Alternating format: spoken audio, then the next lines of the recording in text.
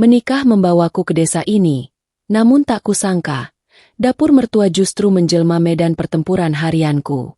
Di balik setiap aroma masakan, tersembunyi rentetan perintah dan koreksi tak berkesudahan yang menguras jiwa. Akankah aku, sang menantu yang mencoba tetap tersabar, menemukan cara untuk memenangkan perang ini?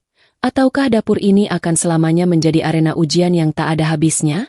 Assalamualaikum warahmatullahi wabarakatuh. Kalian dari mana aja nih? Absen yuk, jangan lupa subscribe. Buat yang sudah subscribe, semoga selalu diberkahi kebaikan dan rezeki yang mengalir.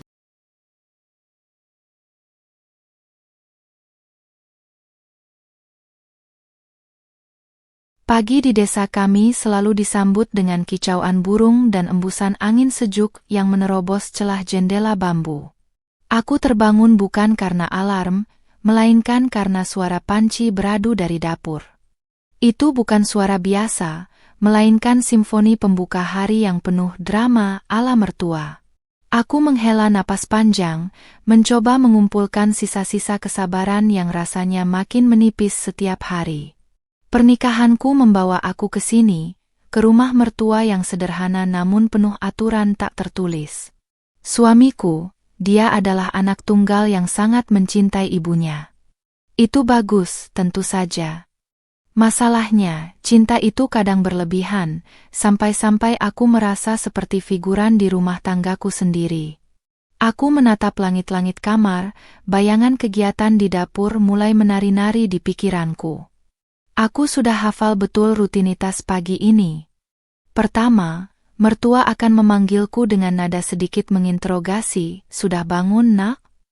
Padahal dia tahu betul aku selalu bangun lebih awal dari ayam jago. Lalu, begitu aku tiba di dapur, daftar perintah akan meluncur deras, bagai air terjun Niagara versi rumahan.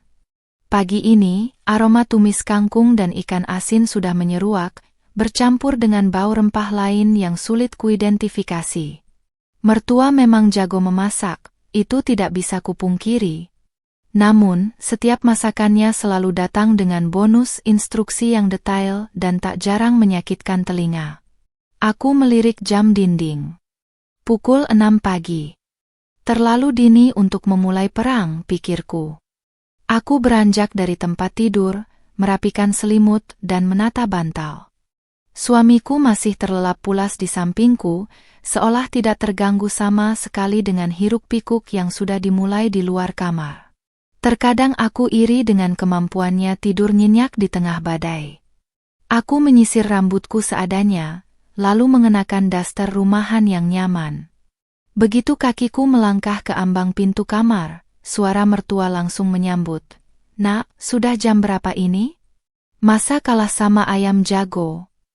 Aku hanya tersenyum tipis, senyum yang sudah terbiasa kupasang untuk menutupi rasa jengkel. Mertua sedang berdiri di depan tungku, mengipasi api yang mengepulkan asap. Wajahnya sedikit merah karena panas.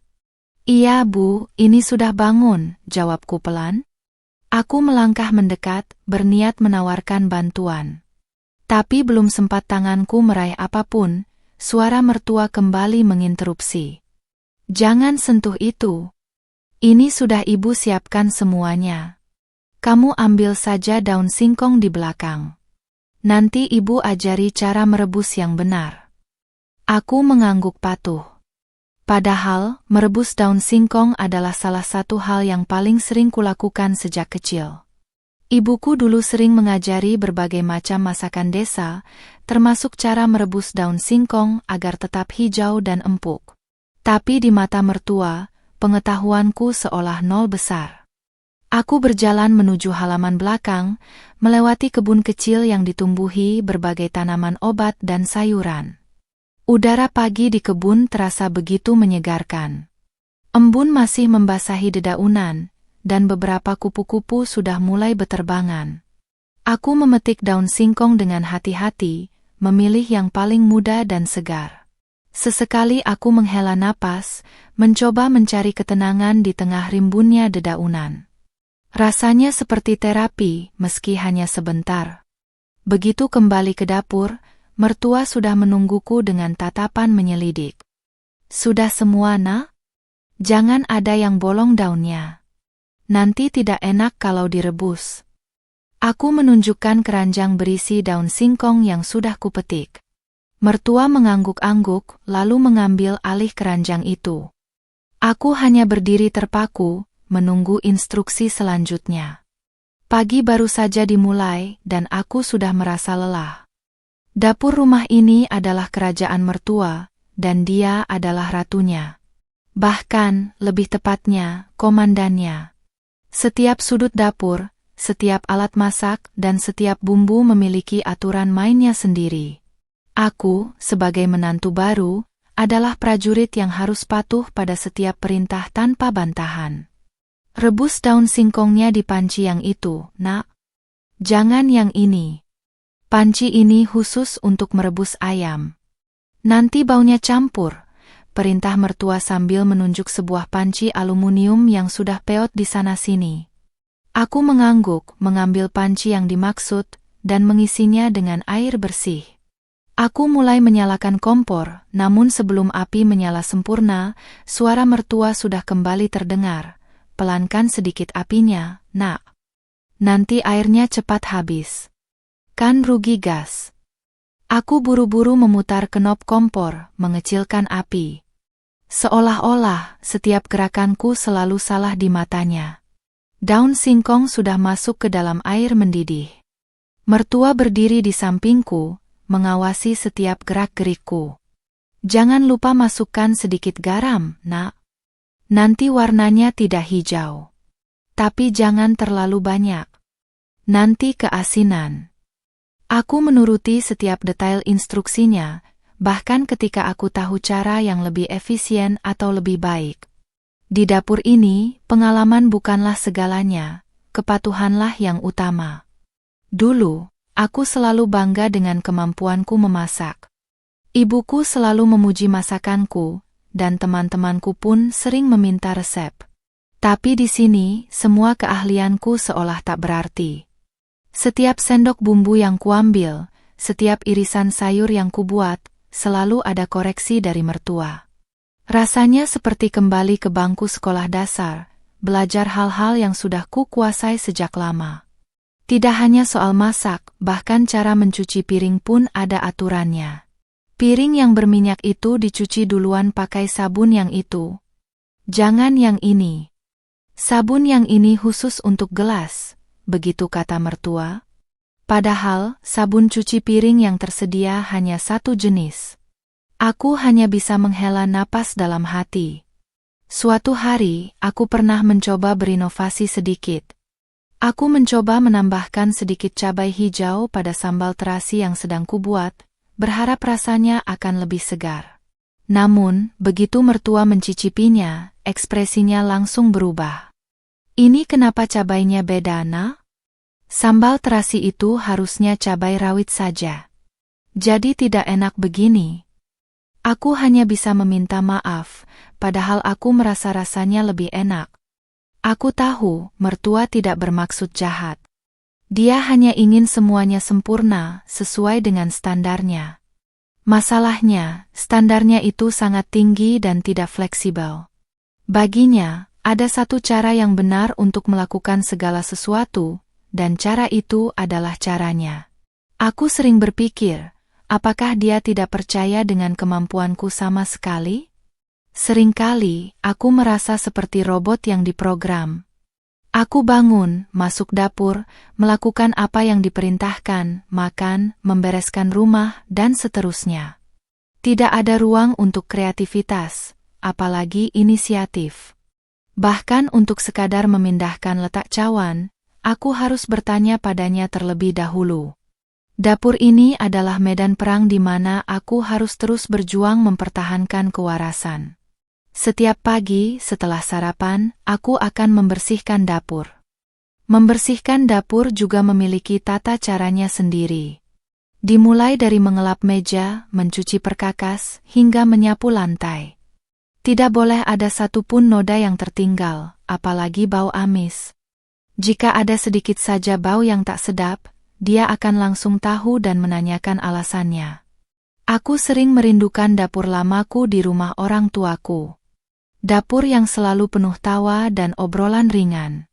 Di sana, aku bebas berekspresi, mencoba resep baru, dan berkreasi tanpa ada yang mengawasi atau mengoreksi setiap detiknya.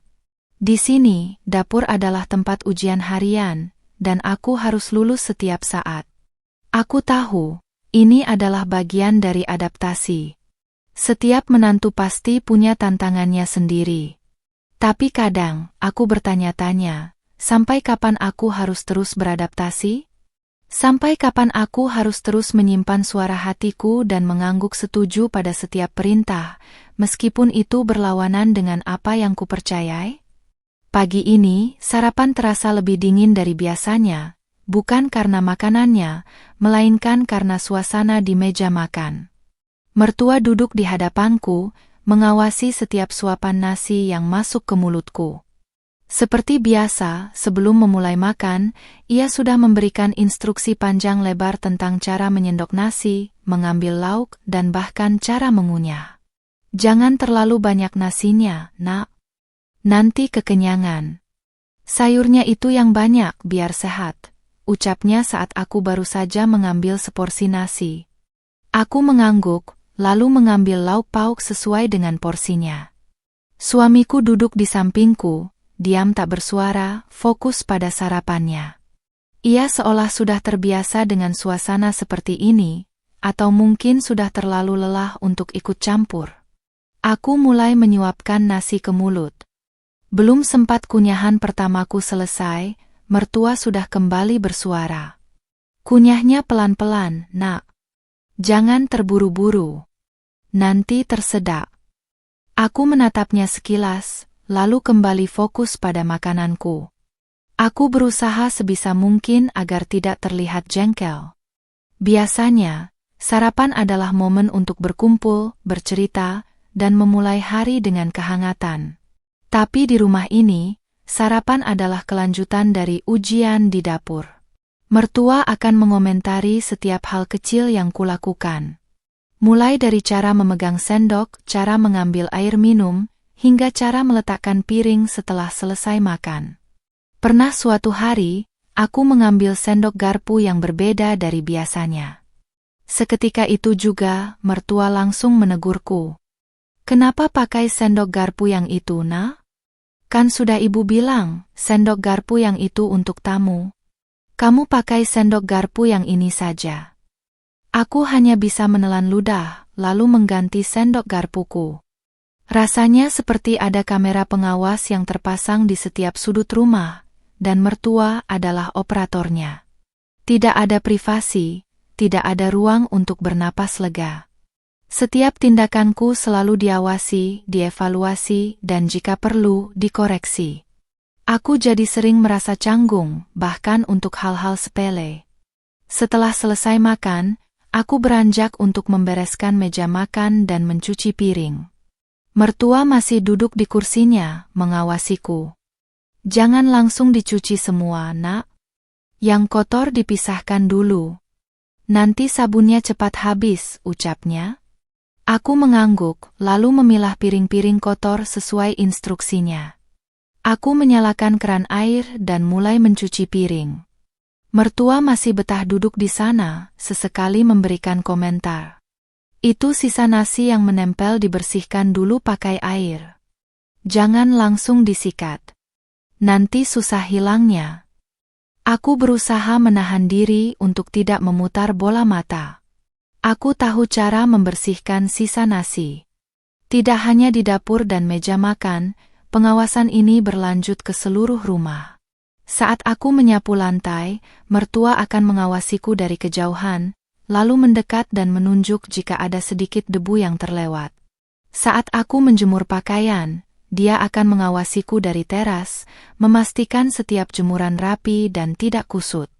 Aku sering bertanya pada suamiku, apakah dia tidak merasa terbebani dengan semua ini? Dia hanya tersenyum tipis dan berkata, "Ibu memang begitu, Dek. Dia sayang sama kita, makanya dia ingin semuanya sempurna."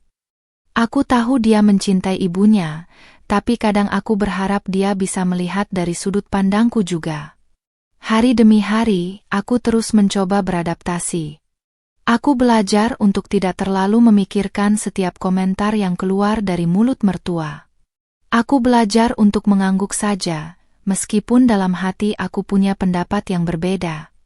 Aku belajar untuk menelan setiap kata-kata yang ingin kuucapkan, demi menjaga kedamaian. Meskipun terasa sulit, aku tahu aku harus kuat.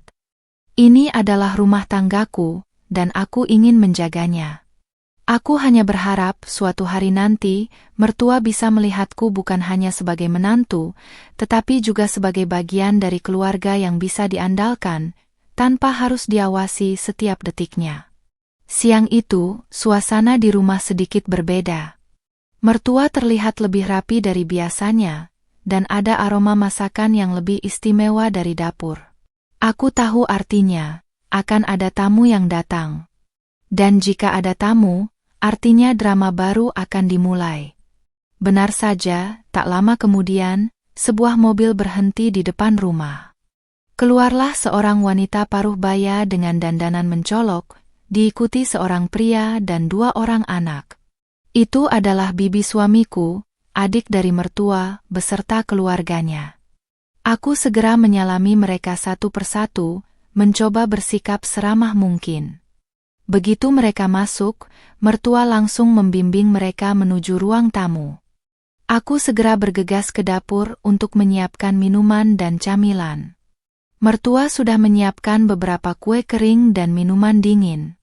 Aku mengambil nampan, menata gelas, dan menuangkan minuman. Pelan-pelan saja, nak. Jangan sampai tumpah. Nanti malu sama bibi, bisik mertua saat aku mengangkat nampan. Aku mengangguk, lalu berjalan perlahan menuju ruang tamu. Aku menyuguhkan minuman dan camilan kepada para tamu, lalu duduk di salah satu kursi, berusaha tidak terlalu menarik perhatian. Obrolan mengalir di antara mereka. Aku sesekali tersenyum atau mengangguk, namun sebagian besar waktu aku hanya diam mendengarkan. Tak lama kemudian, obrolan mereka beralih ke topik dapur dan masakan. Jantungku langsung berdebar. Aku tahu, ini adalah saatnya mertua unjuk gigi, dan aku akan menjadi bagian dari pertunjukannya. Menantu saya ini memang rajin, Bu, kata mertua kepada bibi suamiku sambil melirik ke arahku. Aku tersenyum canggung. Dia sekarang sudah lumayan bisa masak, meskipun masih harus banyak belajar dari saya. Aku tahu maksudnya, yaitu aku masih belum sempurna di matanya. Bibi suamiku hanya tersenyum ramah. Oh, begitu ya? Hebat sekali menantunya, Bu. Saya saja kalau masak masih sering salah. Aku merasa sedikit lega mendengar pujian dari bibi, meskipun itu tidak datang dari mertua. Kemudian, datanglah giliran makan siang. Mertua sudah menyiapkan berbagai hidangan lezat. Ada opor ayam, sambal goreng kentang, sayur asem, dan ikan bakar. Semuanya terlihat menggiurkan. Aku membantu mertua menata hidangan di meja makan.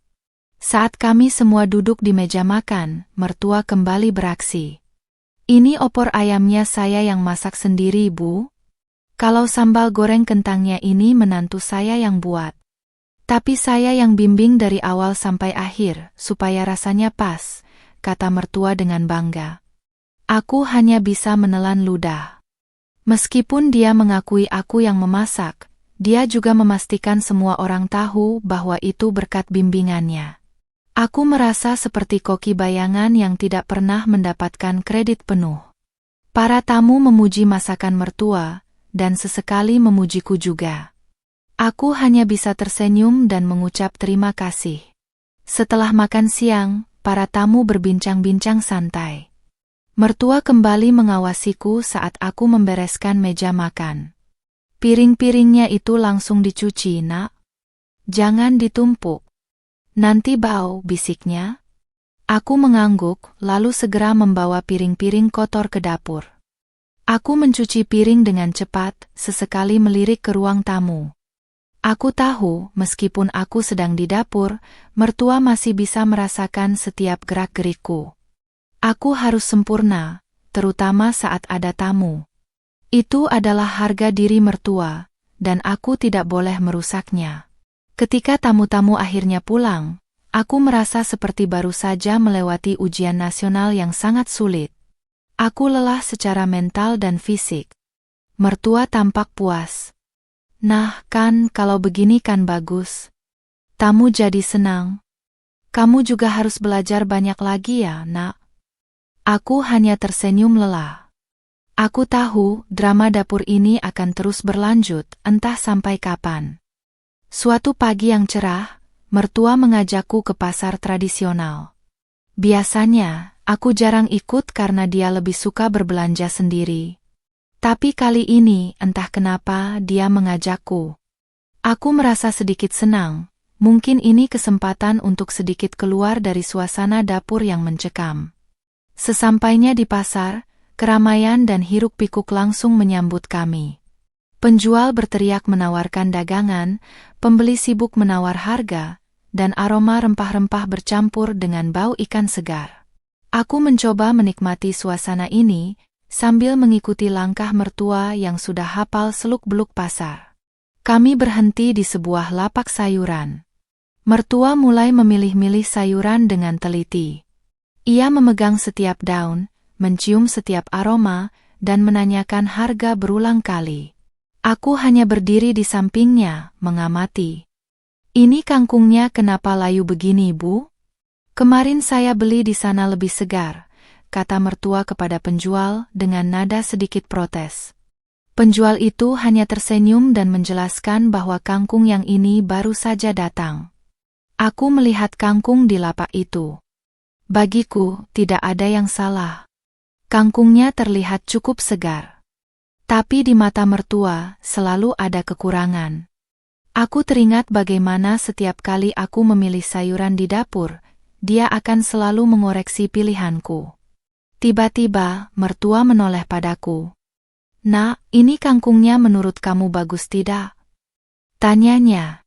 Aku sedikit terkejut.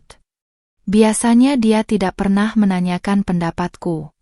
Aku ragu sejenak, lalu menjawab, menurut saya lumayan bagus, Bu. Tapi memang ada beberapa yang sedikit layu. Seketika itu juga, raut wajah mertua berubah. Lumayan bagus bagaimana? Ini kan layu semua. Kamu ini bagaimana sih melihat sayur saja tidak bisa bedakan mana yang segar mana yang tidak, ucapnya, sedikit keras. Beberapa pembeli di sekitar kami melirik ke arah kami. Aku merasa malu. Penjual sayur itu mencoba menengahi. Tidak apa-apa, Bu. Nanti bisa disiram air lagi biar segar. Atau kalau tidak mau, saya ada yang lain, katanya ramah. Mertua mendengus, lalu memilih beberapa ikat kangkung yang menurutnya cukup baik. Setelah itu, kami berjalan ke lapak ikan. Mertua kembali dengan ritual memilih ikan. Ia menekan-nekan perut ikan, mencium baunya, dan melihat matanya. Aku hanya diam, tidak berani memberikan komentar apapun. Aku takut salah lagi. Namun, saat kami melewati lapak buah-buahan, aku melihat mangga yang terlihat sangat segar dan harum. Kebetulan, suamiku sangat menyukai mangga. Aku berniat membelinya sebagai kejutan. Bu, mangganya bagus sekali ya, kataku pada mertua sambil menunjuk mangga itu. Mertua menoleh, lalu melihat mangga yang kumaksud. Ini mangga memang bagus, Nak. Tapi harganya mahal. Buat apa beli yang mahal-mahal, nanti juga cepat busuk. Aku menghela napas. Aku tahu itu mangga musim, jadi wajar harganya sedikit lebih tinggi. Tapi aku tidak berani membantah. Aku hanya tersenyum tipis dan mengurungkan niatku untuk membeli mangga itu.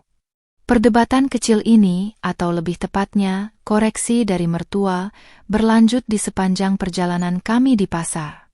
Dari cara memilih bumbu, menawar harga, hingga cara membawa belanjaan. Aku merasa seperti seorang siswa yang sedang diuji di depan umum. Saat kami pulang, aku merasa sangat lelah. Bukan karena beban belanjaan, melainkan karena beban mental akibat semua komentar dan koreksi yang kuterima. Aku tahu mertua mungkin hanya ingin mengajariku. Tapi caranya seringkali membuatku merasa kecil dan tidak berguna. Aku hanya berharap suatu hari nanti dia bisa melihat bahwa aku juga punya mata, punya pikiran, dan punya kemampuan untuk memilih dan memutuskan. Aku ingin dia percaya padaku, meskipun hanya untuk hal-hal sepele seperti memilih sayuran di pasar. Pagi itu, tubuhku terasa lemas. Kepalaku pusing dan tenggorokanku sakit. Aku tahu aku sedang tidak enak badan. Aku mencoba untuk bangun, tapi rasanya sulit sekali. Akhirnya, aku memutuskan untuk beristirahat sebentar. Tak lama kemudian, pintu kamarku diketuk pelan. Itu mertua. "Nak, sudah bangun? Sudah jam berapa ini? Masa masih tidur?" tanyanya dari luar. Aku mencoba mengumpulkan suara lalu menjawab, "Maaf Bu, saya kurang enak badan." Pintu terbuka, dan mertua masuk dengan wajah khawatir, meskipun sedikit bercampur dengan nada ketidakpercayaan. Ia meletakkan telapak tangannya di dahiku. "Astaga, panas sekali badanmu, Nak. Kenapa tidak bilang dari tadi?" Aku hanya bisa diam. Meskipun terlihat khawatir, ceramah tetap saja keluar dari mulutnya. "Makanya, Nak, jangan suka begadang. Minum air putihnya yang banyak. Kan Ibu sudah bilang, jaga kesehatan itu penting. Kalau sakit begini kan susah sendiri." Aku hanya bisa mengangguk lemah. Padahal, semalam aku tidur lebih awal dari biasanya. Dan aku selalu minum air putih yang cukup. Tapi aku tahu, membantah hanya akan membuat masalah lebih panjang. Mertua kemudian menyuruhku untuk beristirahat total. Ia membuatkan bubur dan teh hangat. Aku merasa sedikit terharu dengan perhatiannya, meskipun diselingi dengan ceramah panjang. "Ini buburnya dimakan sampai habis ya, Nak. Ini bubur beras merah, bagus untuk orang sakit. Tehnya juga diminum hangat-hangat. Jangan minum es terus. Nanti makin parah batuknya," katanya sambil menyuapkan sesendok bubur kepadaku. Aku patuh saja. Selama aku sakit, mertua memang lebih perhatian. Dia sering menjengukku di kamar, menanyakan keadaanku dan memastikan aku makan obat. Tapi di setiap kesempatan, ia selalu menyisipkan nasihat panjang lebar tentang pentingnya menjaga kesehatan, cara berpakaian yang benar agar tidak masuk angin, dan berbagai pantangan makanan yang harus kuhindari. "Jangan makan yang pedas-pedas dulu, Nak. Nanti perutnya makin sakit. Jangan juga makan gorengan. Nanti batuknya makin parah," katanya. Aku hanya bisa mengangguk, meskipun aku tahu dia tidak akan memberiku makanan pedas atau gorengan. Aku tahu, semua nasihat itu berasal dari rasa sayangnya.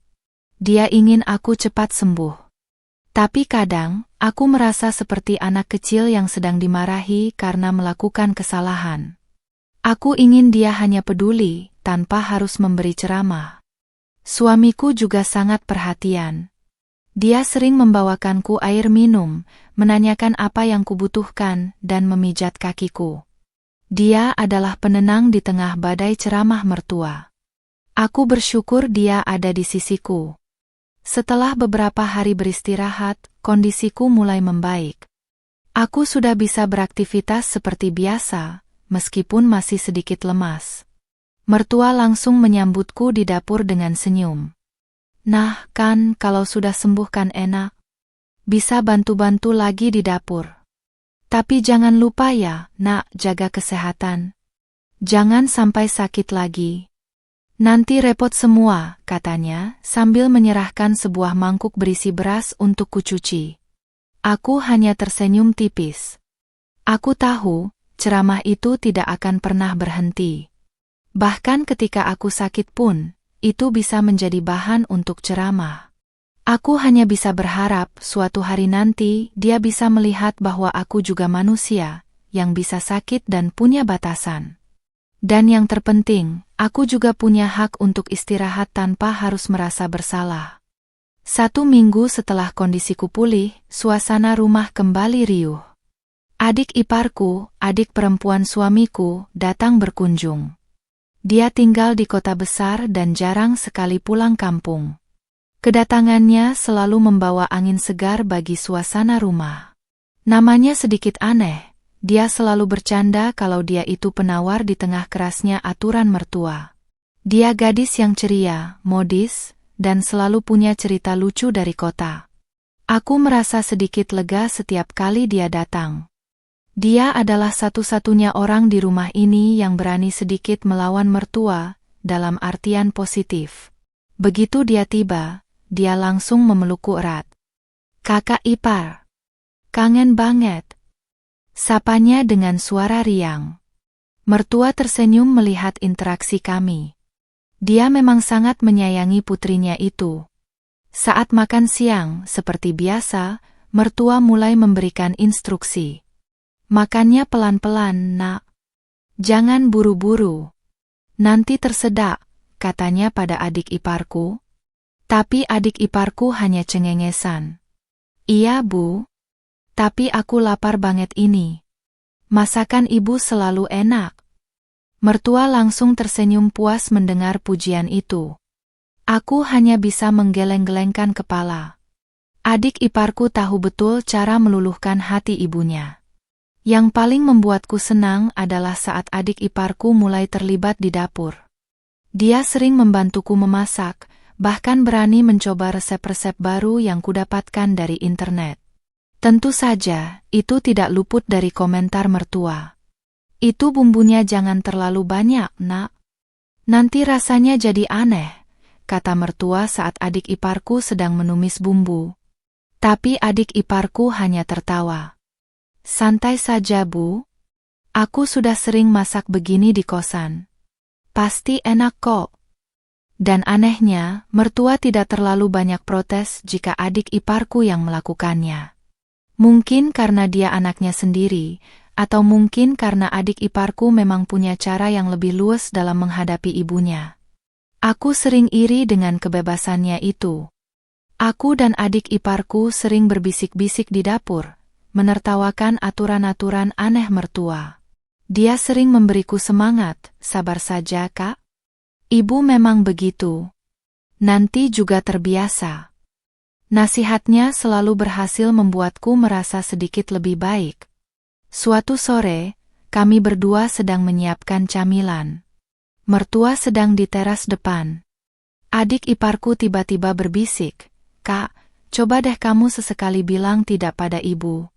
Jangan selalu nurut terus. Nanti kamu yang capek sendiri." Aku terdiam. Aku tahu dia benar. Tapi rasanya sulit sekali. Aku tidak ingin membuat mertua marah, dan aku tidak ingin memicu konflik. Aku hanya ingin semuanya damai. "Aku takut, Dek," bisikku pelan.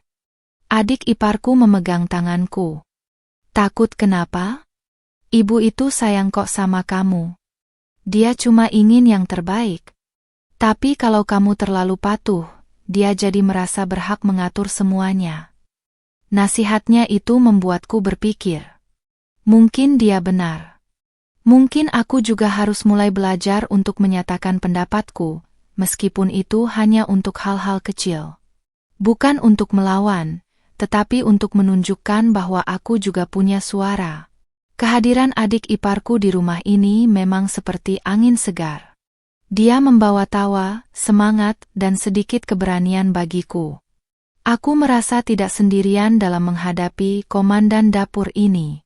Aku berharap keberanian itu bisa menular padaku. Meskipun dia hanya berkunjung sebentar, kehadirannya selalu meninggalkan jejak positif bagiku. Aku jadi punya teman untuk berbagi cerita, teman untuk tertawa, dan teman untuk menguatkan. Aku berharap dia bisa datang lebih sering.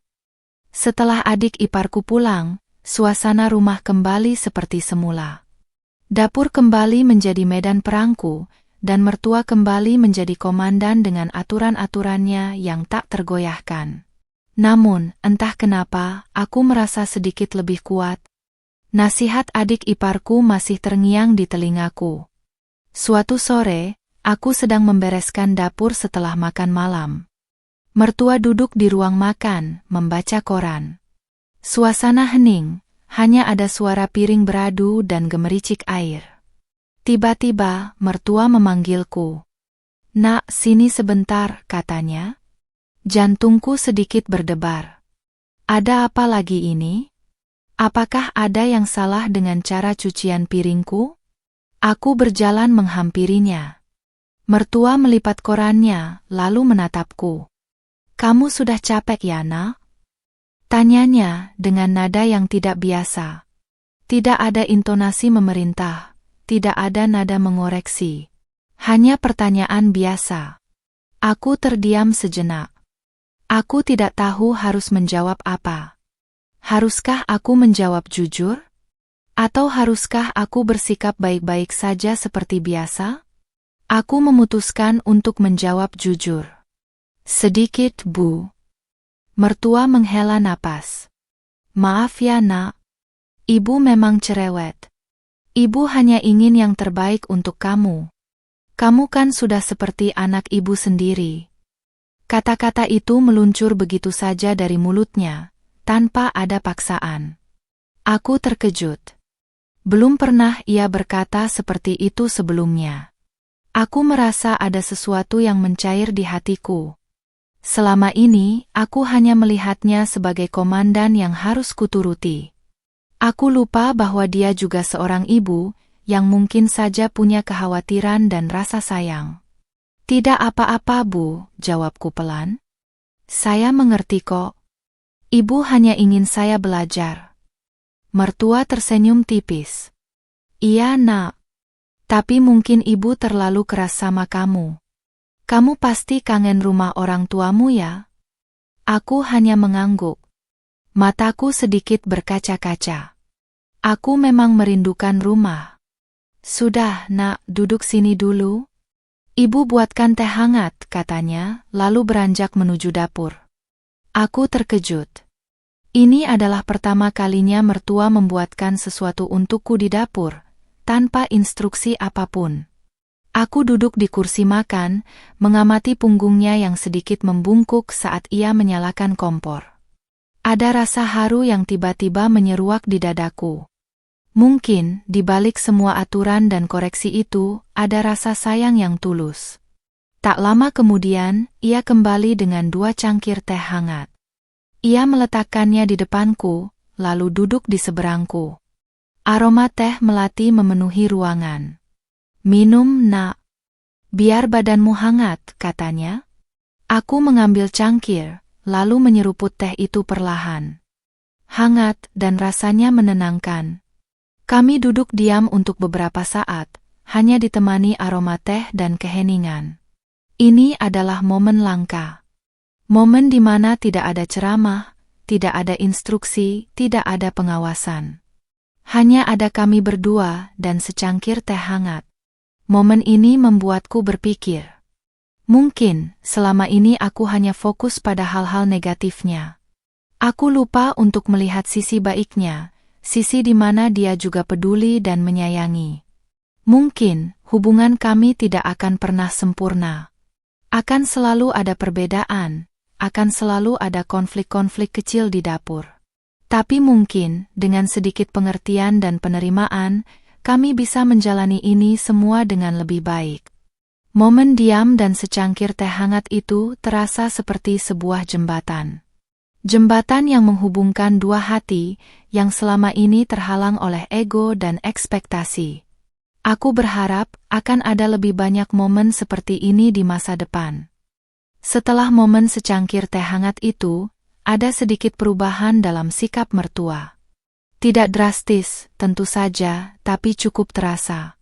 Perintah-perintahnya masih ada, namun nada suaranya kadang lebih lembut. Koreksinya masih sering muncul, tapi tidak seintens dulu. Aku merasa seperti ada sedikit ruang yang diberikan kepadaku di dapur, walau hanya seukuran jempol kaki. Suatu pagi, aku sedang menyiapkan bumbu untuk memasak sayur lodeh. Mertua masuk ke dapur. Aku sudah siap-siap menerima ceramah seperti biasa. Tapi kali ini dia hanya berdiri di sampingku, mengamati. Itu lengkuasnya jangan digeprek terlalu kuat, Nak. Nanti aromanya terlalu menyengat, katanya, tapi kali ini dengan nada yang lebih menasihati daripada memerintah. Aku mengangguk, lalu sedikit mengurangi kekuatan geprekanku. Kemudian, dia mengambil alih sebentar ulekan, mencontohkan bagaimana cara menggeprek lengkuas dengan pas. Setelah itu, dia menyerahkan kembali ulekan itu padaku. Nah, begitu? Coba kamu lanjutkan. Aku merasa sedikit terkejut. Biasanya, jika dia sudah mengambil alih, dia akan menyelesaikannya sendiri.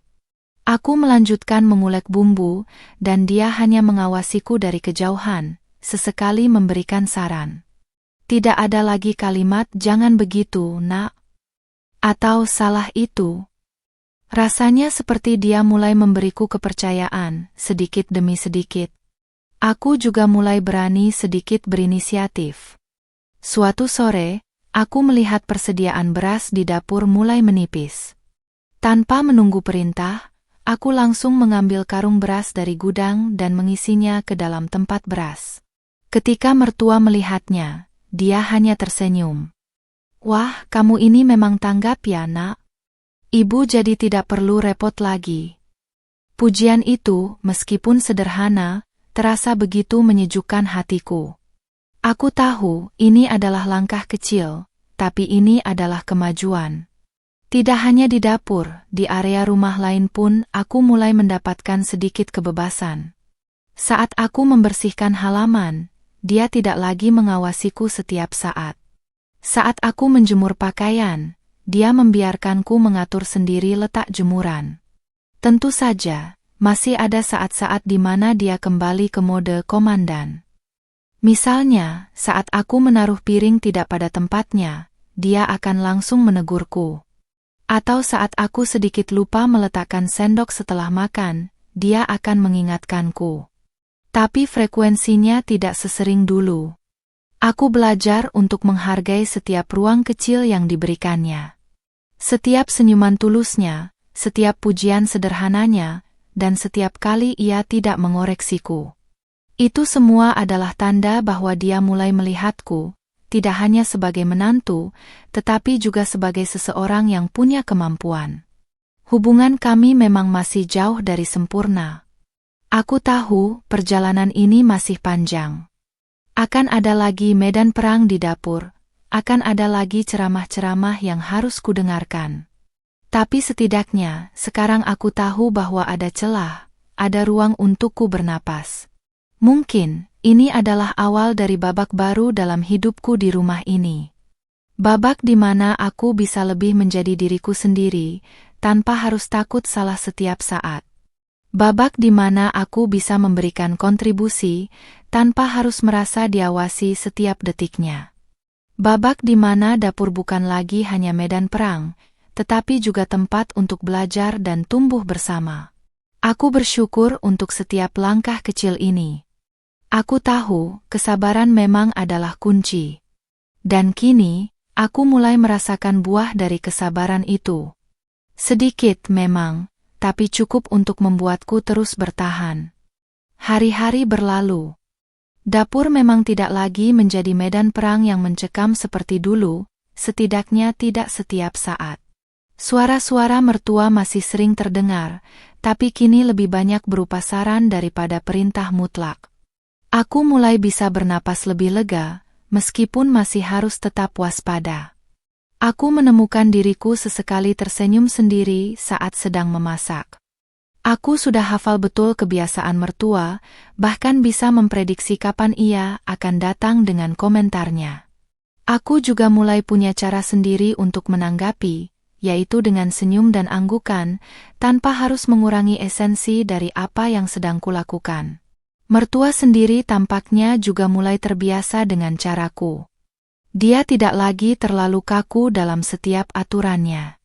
Kadang, dia bahkan membiarkan aku berkreasi sedikit, misalnya saat aku mencoba menambahkan sedikit bumbu lain pada masakan yang biasa dia buat. Dan yang paling mengejutkan, kadang dia akan memuji hasilnya. Ini rasanya beda ya, nak. Tapi lumayan enak juga, katanya suatu hari saat mencicipi sayur asam buatanku yang sedikit kurevisi resepnya. Pujian sederhana itu membuatku merasa senang tak terkira. Hubungan kami memang belum sempurna. Masih ada beberapa kali terjadi perselisihan kecil, misalnya saat aku lupa mematikan lampu di dapur, atau saat aku salah menaruh sendok sayur. Tapi perselisihan itu kini terasa lebih ringan dan tidak berlarut-larut. Aku belajar bahwa komunikasi adalah kunci, meskipun itu harus dilakukan dengan hati-hati. Sesekali, aku beranikan diri untuk mengutarakan pendapatku, tentu saja dengan cara yang sopan dan tidak menggurui. Dan, mertua kadang mau mendengarkan. Suamiku juga semakin mendukung. Dia sering menjadi penengah jika ada sedikit ketegangan di antara kami berdua. Dia juga sering memujiku di depan ibunya, yang entah mengapa selalu membuat mertua tersenyum bangga. Dapur ini, yang dulu terasa seperti arena pertarungan, kini perlahan mulai terasa seperti tempat belajar dan berbagi. Aku masih belajar banyak dari mertua tentang resep-resep tradisional, tentang cara memilih bahan baku yang baik, dan tentang kesabaran dalam memasak. Dan aku berharap dia juga belajar sesuatu dariku, mungkin tentang fleksibilitas dan keterbukaan. Aku tahu, peran sebagai menantu memang tidak mudah. Ada banyak penyesuaian yang harus dilakukan, banyak kesabaran yang harus dilatih. Tapi aku percaya, dengan niat baik dan hati yang terbuka, setiap tantangan bisa dilewati. Novel ini adalah catatanku. Catatan harian tentang perjalananku sebagai menantu di desa kecil ini. Catatan tentang dapur yang pernah menjadi medan perang, tentang mertua yang pernah menjadi komandan, dan tentang diriku yang berusaha menjadi menantu tersabar. Perjalanan ini belum berakhir. Masih akan ada babak-babak baru dalam hidupku di rumah ini. Mungkin akan ada lagi air mata, akan ada lagi tawa, dan akan ada lagi pelajaran yang harus kuambil. Tapi satu hal yang pasti, aku akan terus menjalaninya dengan hati yang lapang dan harapan yang tak pernah padam. Karena pada akhirnya, dapur ini bukan hanya sekadar tempat memasak. Dapur ini adalah jantung dari sebuah rumah, tempat di mana kasih sayang dipupuk, meskipun kadang harus melalui sedikit perang terlebih dahulu. Dan aku, sang menantu tersabar, akan terus menjaga jantung itu dengan segenap cinta dan ketulusan.